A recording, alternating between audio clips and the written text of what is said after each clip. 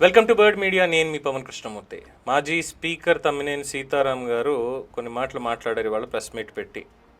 అంటే ప్రెస్కి రిలీజ్ చేశారు. అంటే జగన్మోహన్ రెడ్డి గారు ఎలాగో కార్యకర్తలతో మాట్లాడారు కాబట్టి ఆబ్వియస్లీ సీనియర్ మోస్ట్ అందరూ కూడా వచ్చి వాళ్ళ ఒపీనియన్స్ తెలియచేయాలి. కాబట్టి అమరావతి రాజధాని నిర్మాణం ఆచరణ సాధ్యం కాదు అని, అది కేవలం కూటమి ప్రభుత్వానికి ఏటీఎంలా మారింది అని వైసీపీ సీనియర్ నేత తమ్మినేని సీతారాం విమర్శ. తాడేపల్లిలో జగన్ నిర్వహించిన సమావేశంలో పాల్గొన్న ఆయన రాజధాని విషయంలో ప్రభుత్వ తీరు తప్పుపట్టారు. అమరావతి నిర్మాణానికి 2 లక్షల కోట్లు అవసరమని, కేవలం 3 ఏళ్లలో ఇది ఎలా సాధ్యమవుతుంది, అసలు రాజధానిగా అమరావతిని ఎంపిక చేయడమే చాలా పెద్ద తప్పు. జగన్ ప్రతిపాదించిన మావిగన్ ప్లాన్కి తమ్మినేని పూర్తి మద్దతు.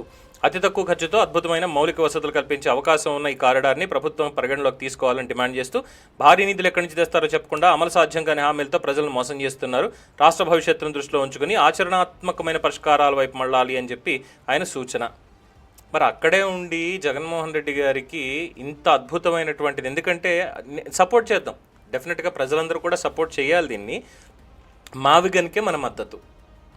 ఎస్, మావిగన్కే మన మద్దతు. ఎందుకు అనంటే వారు చెప్తున్నట్టుగా ఈ మావిగన్ ప్లాన్కి అతి తక్కువ ఖర్చుతో అద్భుతమైన మౌలిక సదుపాయాలు కల్పించే అవకాశం ఉన్న ఈ కారిడార్ను ప్రభుత్వం పరిగణలోకి తీసుకోవాలన్నారు. కాబట్టి ఇక్కడ మరి తమ్మినేని సీతారాం గారు అడగాల్సినటువంటి ప్రశ్న ఇంకొకటి ఉంది.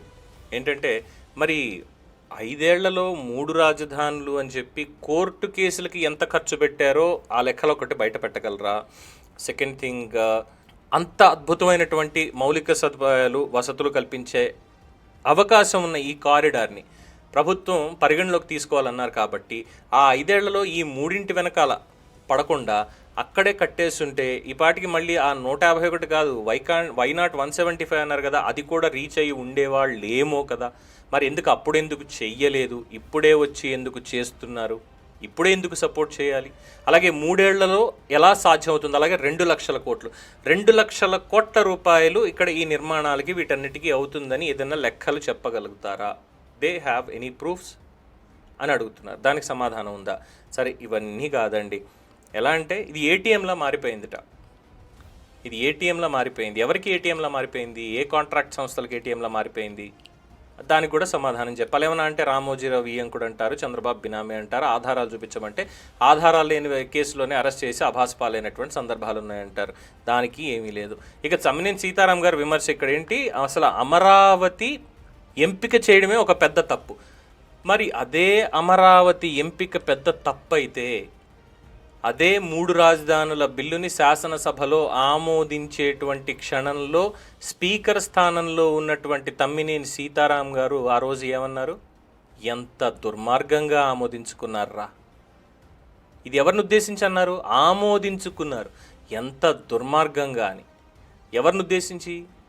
ఆ రోజున్నటువంటి ప్రభుత్వ పెద్దలను, అంటే జగన్మోహన్ రెడ్డి గారిని, వైఎస్ఆర్సీపీని, వాళ్ళని ఉద్దేశించే కదా ఎంత దుర్మార్గంగా 3 రాజధానుల బిల్లుని ఆమోదింపజేసుకున్నారు అని. ఆ తర్వాతే కదా సెలెక్ట్ కమిటీకి వెళ్ళి రూల్ నెంబర్ 75 రూల్ నెంబర్ 90 కింద అక్కడ ఆగిపోయింది. ఆ తర్వాతే కోర్టుకు వెళ్ళి రిట్ ఆఫ్ మ్యాండమస్ వచ్చింది. కోర్టు వారు ఇచ్చినటువంటి తీర్పును కూడా అపహాస్యం చేసేటువంటి వీళ్ళు మరి ఈరోజు వచ్చి అమరావతి మీద విషం కాకపోతే పన్నీరు జల్లుతారు అని చెప్పి ఎవరు అనుకుంటారో అని బయట సెటర్లు వినిపిస్తున్నాయి. అట్ ద సేమ్ టైం 3 ఏళ్లలో ఎలా సాధ్యం అవుతుంది అని చెప్పి ప్రశ్నిస్తున్నటువంటి తమ్మినేని సీతారాం గారికి ఇంకొక ప్రశ్న అడుగుతున్నారు. అడిగారు ఆల్రెడీ నన్నూరు నర్సిరెడ్డి గారు 2023లోనే, బట్ ఇప్పటిదాకా దానికి సమాధానం లేదు. ఒకసారి నర్సిరెడ్డి గారి వీడియో చూద్దాం. నేను డిగ్రీ డిస్కంటిన్యూ చేశాను, బ్యాచిలర్ ఆఫ్ ఆర్ట్స్ అని అతను ఎలక్షన్ టైంలో అఫిడేవిట్లోనే పేర్కొన్నాడు నేను డిస్కంటిన్యూడ్ అని. అనేక టీవీ ఛానళ్ళల్లో కూడా నాది డిగ్రీ డిస్కంటిన్యూడ్ అని చెప్పిండ్రు, నాది బ్యాచిలర్ ఆఫ్ ఆర్ట్స్ అని చెప్పిండు. కానీ ఇక్కడ చూస్తే బీకామ్ సర్టిఫికెట్ ఉంది. ఈ బీకామ్ సర్టిఫికెట్ 2019 ఎన్నికల అఫిడేవిట్లా నేను ఫెయిల్ అయినని చెప్పి డిస్కంటిన్యూడ్ చేసిన తమ్మినేని సీతారాం గారు తర్వాత 2018లోనే డిగ్రీ పూర్తి చేసినట్టు ఇప్పుడు రికార్డులకు వచ్చిండు. 19లోనేమో డిస్కంటిన్యూడ్ అని చెప్తారు, 18లోనేమో డిగ్రీ పూర్తి చేసినట్టు చెప్పిండు. మళ్ళీ డిగ్రీ అక్కడ ఇక్కడ కాదు, Ambedkar open university Nagar Kurnool study సెంటర్లో 5-6 రోజులుండి ప్రతి బ్యాచ్లను ఎంక్వైరీ చేసినా, రికార్డులు వెరిఫై చేసినా కానీ ఆ రికార్డులలో కూడా లేడు. మరి ఎవరికి కనిపించకుండా, ఎవరికి వినిపించకుండా ఆ కోర్సు ఎప్పుడు పూర్తి చేసిండు? కనీసం అతను డిగ్రీ పూర్తి చేసినట్టు చెప్పిన హాల్ టికెట్ నెంబర్ అవుతుందో ఇతని పేరు మీద లేదు, అది వేరే వాళ్ళ పేరు మీద ఉంది. రికార్డులలో వేరే పేరున్నది, మీరు డిగ్రీ చేయకుండానే ఈ సర్టిఫికెట్లు పెట్టడం మీకు ఎంతవరకు సమంజసం? దీన్ని ఏ రకంగా మీరు మీ నిజాయితీని నిరూపించుకుంటారు? మరి ఉస్మానియా యూనివర్సిటీ పరిధిలో చిన్న చిన్న సర్టిఫికెట్ల ముఠాలు దొరికితేనే ఇవాళ చాలా ఇంటెలిజెన్సీ ఉన్నది, తర్వాత పోలీస్ అధికారులు ఉన్నారు, ఆగమేఘాల మీద నకిలీ సర్టిఫికెట్ల గుట్టును రట్టు చేసిన పోలీస్ అధికారులని శబాష్ అని కీర్తించుకుంటారు. మరి ఇంత యథేచ్ఛగా సర్టిఫికెట్లు పెట్టిన తర్వాత, పేపర్లు వచ్చిన తర్వాత, యూనివర్సిటీ అధికారుల కంప్లైంట్ చేసిన తర్వాత ఇప్పటికి కూడా ఎందుకు స్పందన లేదనేది మేము స్పష్టంగా అడుగుతున్నాం. అతను చెప్పినటువంటి సర్టిఫికెట్లకు ఏవైతున్నాయో అది యూనివర్సిటీ రికార్డులతోటి పోలి లేదు, ఆ అడ్మిషన్ హాల్ టికెట్ నెంబర్ అతని పేరు మీద లేదు, అక్కడ కూడా చదివినట్టు రికార్డులలో లేదు. మరి ఈ సర్టిఫికెట్లు ఏ రకంగా వచ్చినాయి అనేది మేము ప్రధానంగా దాని మీద స్పందించవలసినటువంటి అవసరం తమ్మినేని సీతారాంకు ఉంది అని సందర్భంగా మనం చేస్తున్నాం.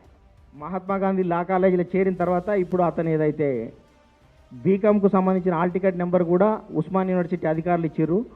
మేము యూనివర్సిటీకి పెట్టిన తర్వాత యూనివర్సిటీ వాళ్ళు మాకు అధికారికంగా ఇచ్చినటువంటి అతని ఎస్ఎస్సి కానీ, ఇంటర్మీడియట్ కానీ, అంబేద్కర్ ఓపెన్ యూనివర్సిటీ నుంచి డిగ్రీ కానీ, బోనాఫైడ్ స్టడీ సర్టిఫికెట్లు అన్నీ కూడా పెట్టాడు. కానీ దురదృష్టం ఏంటంటే అవన్నీ కూడా మేము వెరిఫై చేస్తే జిరాక్స్ ప్రతుల్లాగానే ఉన్నాయి కానీ ఒరిజినల్ లాగా లేవు.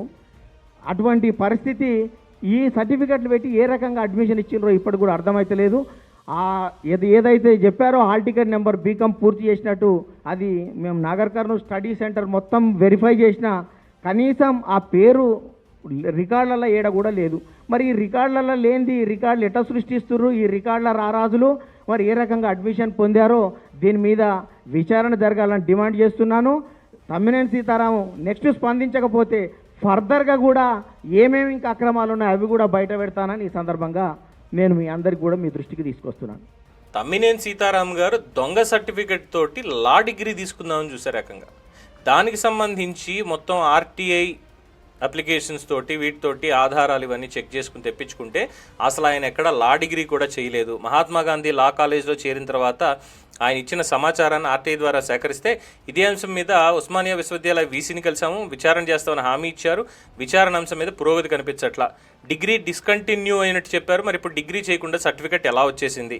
ఉస్మానియా యూనివర్సిటీకి ఇచ్చిన పత్రాలన్నీ నకిలీవిగా ఉన్నట్టుగా కనిపిస్తోంది. విద్యార్హతల్లో అవకతవకల మీద తమ్మినేని సీతారాం స్పందించాలంటే ఇప్పటిదాకా మరి ఆయన స్పందించలేదు.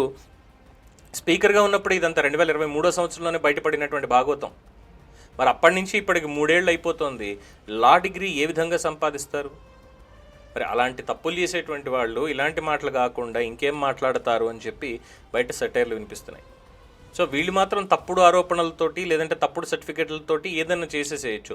కానీ ప్రజలు ఇచ్చినటువంటి మ్యాండేట్తో ప్రజల కోసం చేసేటువంటిది మాత్రం మభ్యపెట్టేసేయాలి. మళ్ళీ సరికొత్తగా గన్నులు తీసుకొచ్చేసేయాలి. ఎందుకు? వాళ్ళ మీద ఎక్కువ పెట్టడానికా? ఇది మావిగన్ అనేటువంటిది ఒక అద్భుతమైనటువంటి కారిడార్గా చెప్పబడుతుంది ఈ దృష్టిలో తప్ప ఇది రోడ్డు సైడ్ కట్టుకుంటూ వెళ్ళిపోండి అన్న పాయింట్ తప్ప ఇంకోటి ఏమీ లేదు. మ్యాపింగ్ అనేది, మార్కింగ్ అనేది ఎక్కడా లేదు. ఎలా వస్తుంది మౌలిక సదుపాయాల నుంచి మొత్తం అన్నీ కూడా ఎలా వస్తాయి అనేది చెప్పేటువంటి కార్యక్రమం జగన్మోహన్ రెడ్డి గారు చేయట్లేదు. మాట్లాడితే ఒకటే మాట, 2 లక్షల కోట్ల ఖర్చు, ఎకరానికి 2 కోట్లు, ప్రజల సొమ్ము అంతా కూడా తీసుకెళ్ళి అక్కడ మళ్ళీ ఏటీఎంలో వాడేసుకుంటున్నారు. ఇదే ఉంది. మరి అప్పుడే ఈ లా డిగ్రీకి సంబంధించి క్వశ్చన్ అడుగుంటే తమ్మినేని సీతారాం ఈరోజు ఇలా మాట్లాడే వాళ్ళు కాదేమో అని బయట క్వశ్చన్ చేస్తున్నారు. దానికి సమాధానాలు ఉండవు. ఎందుకంటే ఈ రాజకీయ లంత్వం అనేటువంటి అత్యద్భుతమైనటువంటి భాష కనిపెట్టినటువంటి తమ్మినేని సీతారాం గారు అంతకుమించి ఏం మాట్లాడతారులే అని ఎద్దేవా చేస్తున్నారు. అడుసు తొక్క నేల, కాలు కడుగ నేల అని వెనకటికో సామెత. ఏమంటారు? దీని మీద మీ అభిప్రాయం తెలియచేయండి. చూస్తూనే ఉండండి ది బర్డ్ మీడియా.